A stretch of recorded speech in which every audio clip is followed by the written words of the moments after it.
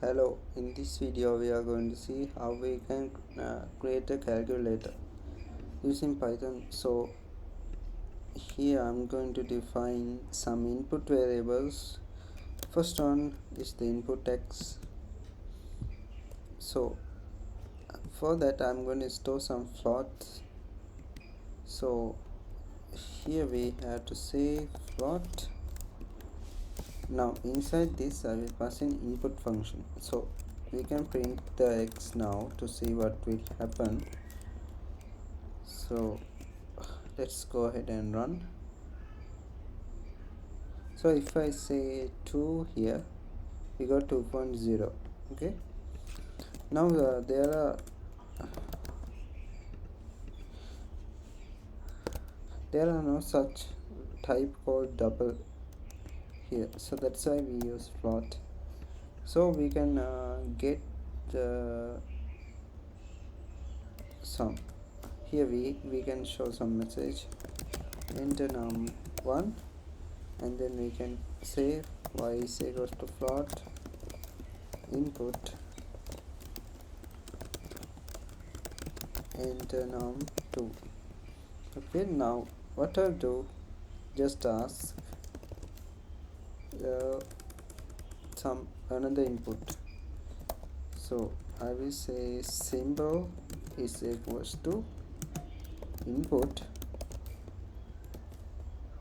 So here I am going to pass in enter plus 4 addition minus 4 we can keep minus plus 4 deduction and 4 division and star for multiplication. So here what we'll do, sum, no, result is equals to x, then the here we have to check what is the symbol is firstly. So if I say print if symbol is equals to plus, we can say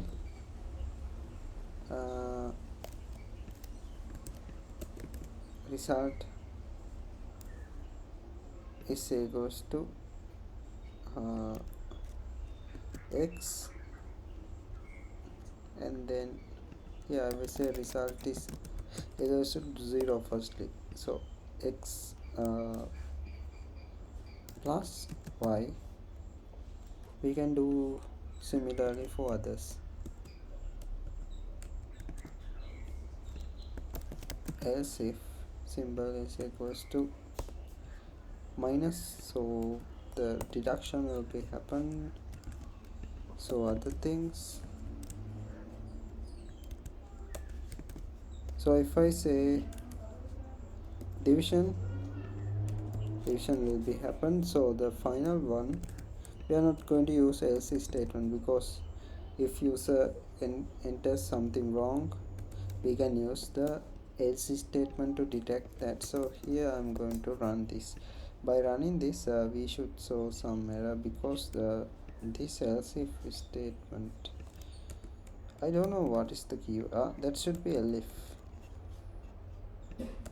in the Python. Okay, number one is we should put some space here, so we can enter without any conflicts. Okay, the number one is 100 and the 2 is 200, so enter plus 4 addition. If we press plus here, so we have to print the result each and every case. So after all of these conditional checks, I will say print and then result. So here I'm going to say the number first one is 100 and 200 as the second one, and the symbol as plus. Okay, we got 100 and 200 addition, as the result 300. Okay, now we can put some colon and then create new line space. So if I say 10 here, again 20, so we got a new line space. Okay, I hope this video helps. If this video helps, please subscribe.